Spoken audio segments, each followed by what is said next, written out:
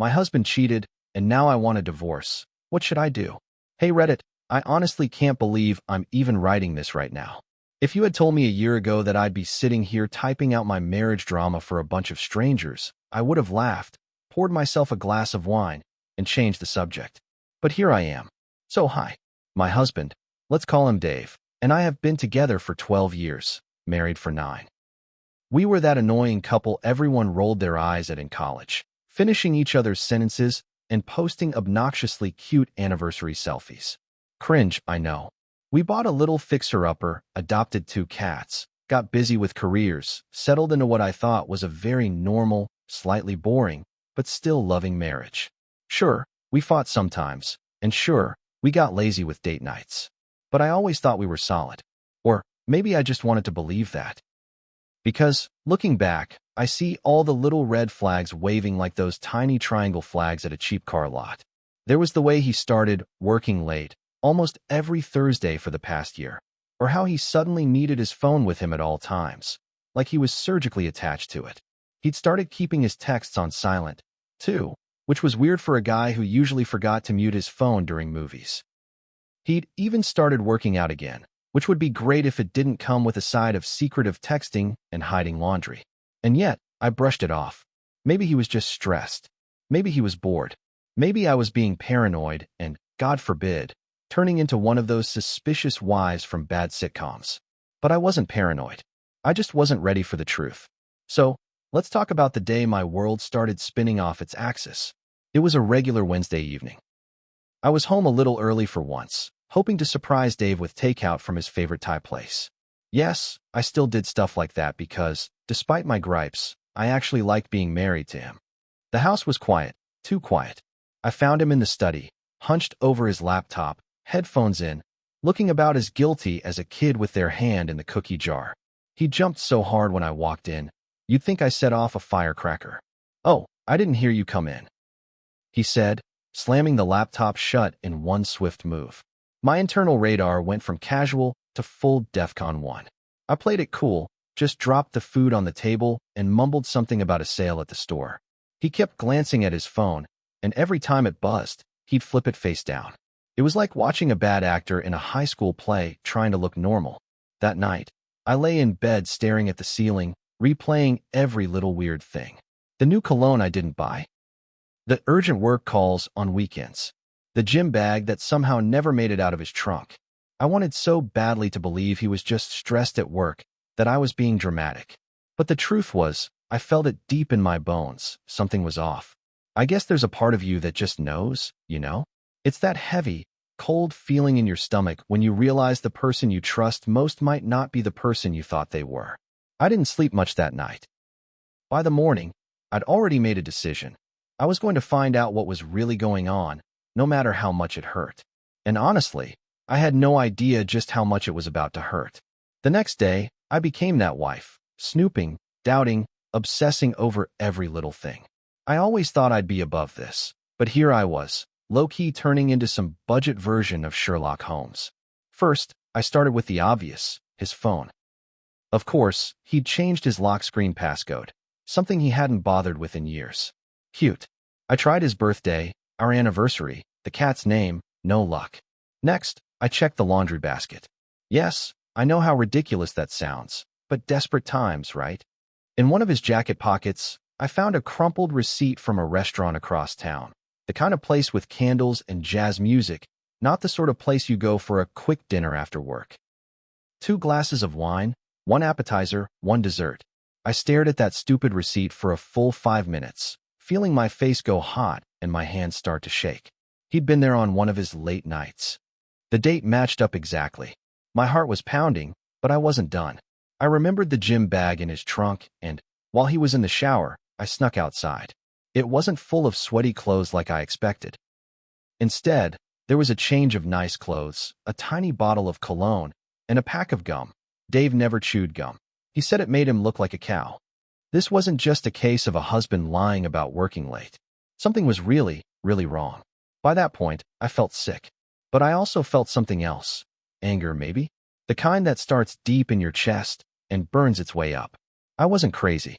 I wasn't making this up. I had proof. and I was done pretending everything was fine. That night, I barely said a word to him. I don't think he even noticed.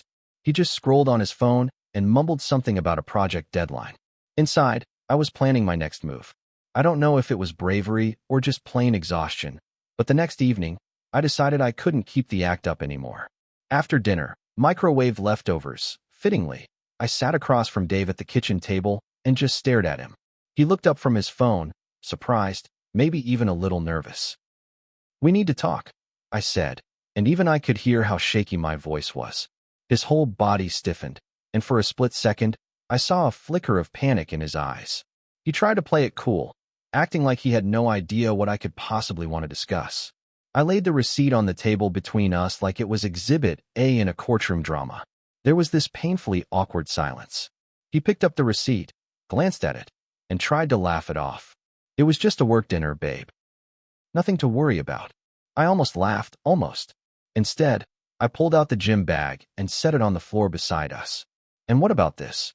You never mentioned dressing up for the gym." He went pale. I wish I could say he broke down right there and confessed everything. But of course, he didn't.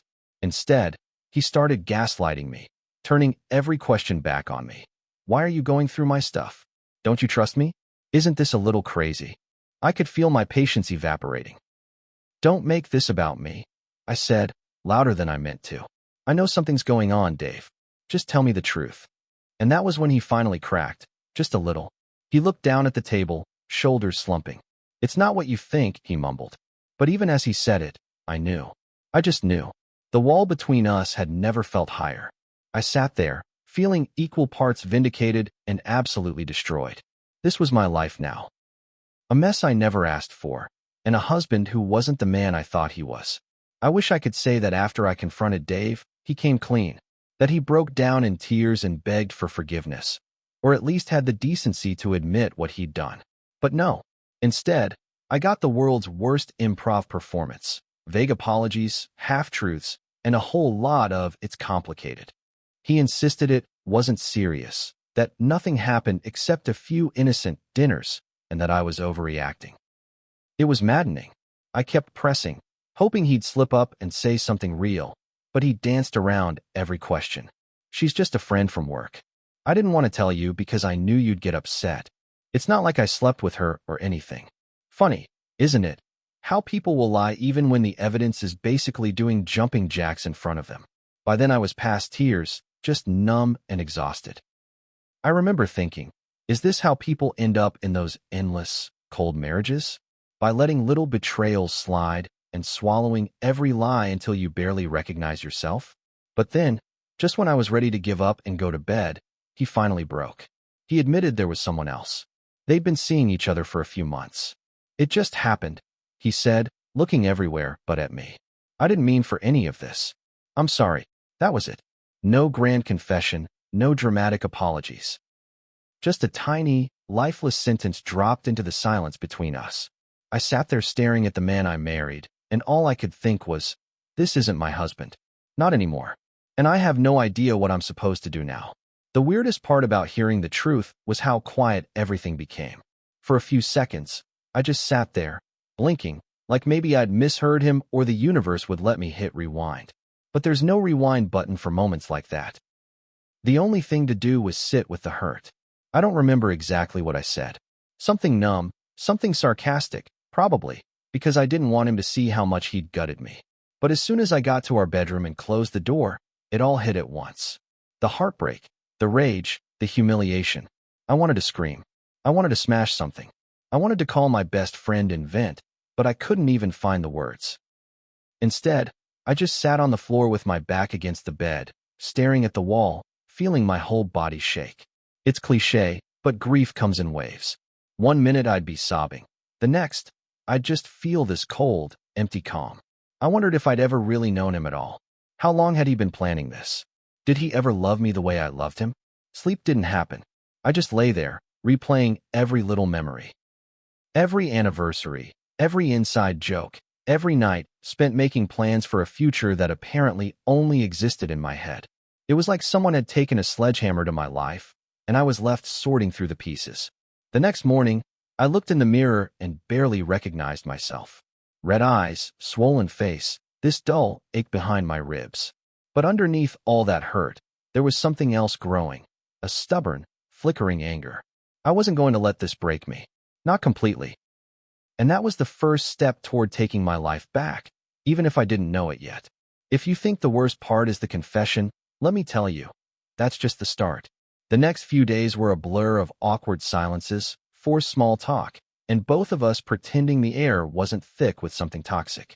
Dave tried acting normal, making coffee, asking if I wanted to watch our favorite show, like maybe this was just a bad dream we could ignore into submission. But every time he looked at me, I saw it. Guilt, fear, something almost like regret, but not enough to fix anything. He slept on the couch to give me space, which felt like an insult.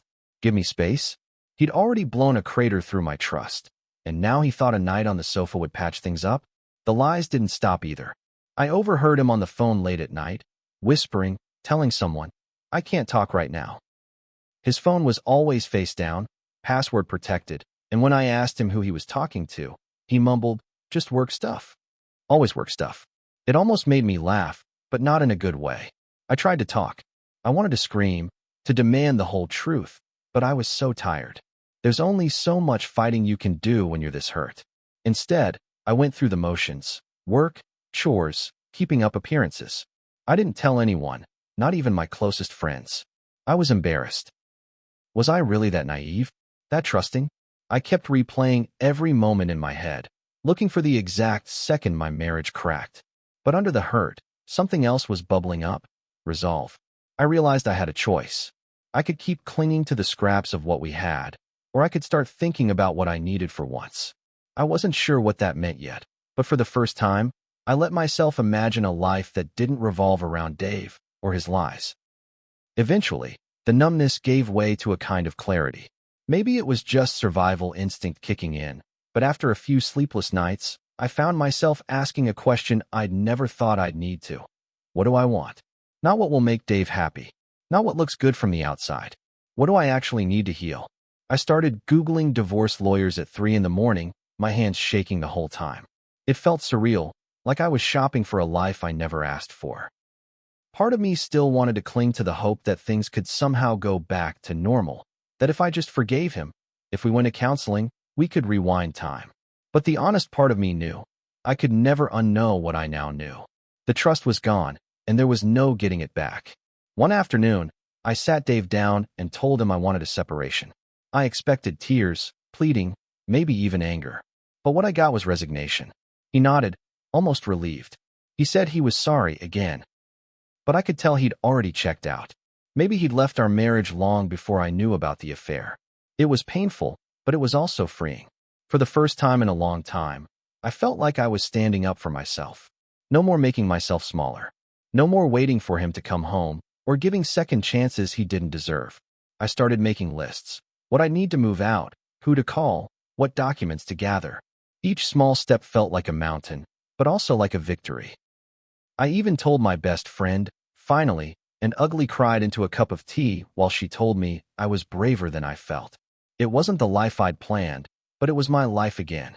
And that realization, bittersweet as it was, made me feel a little less broken. It's funny how quickly everything changes once you make a decision. There's the pain, sure. It lingers in every quiet moment. But suddenly the future isn't just a blank wall anymore. I started focusing on the practical things, because it was easier than sitting around replaying every lie. I met with a lawyer, sorted out my finances, made lists of what I'd need to take with me. The logistics of leaving a marriage are so much more complicated than anyone tells you. Every mug, every piece of furniture suddenly has a memory attached, and letting go feels like another tiny heartbreak.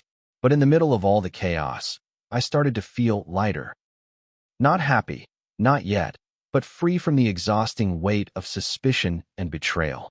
I let myself cry when I needed to, and let myself laugh at stupid things when I could. My friends rallied around me, filling the apartment with takeout and stories and their own beautiful, messy support. For the first time in months, I wasn't hiding anything.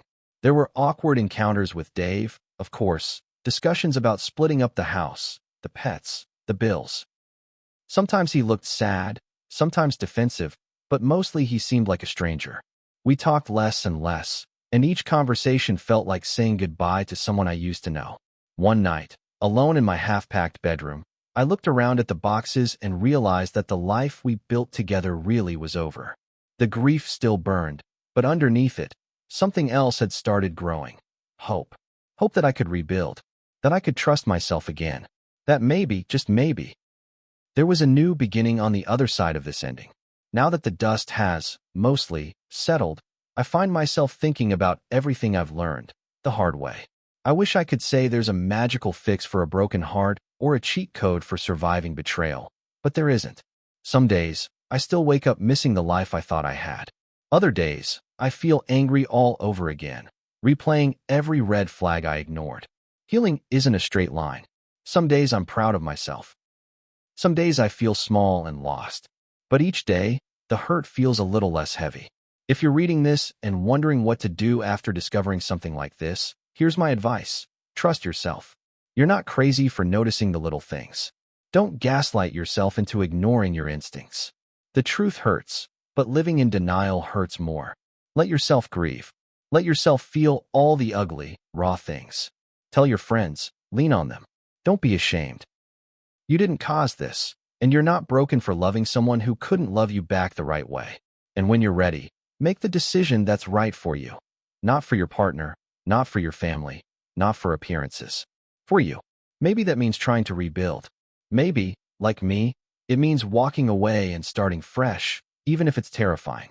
I promise, you're stronger than you think. I'm still healing.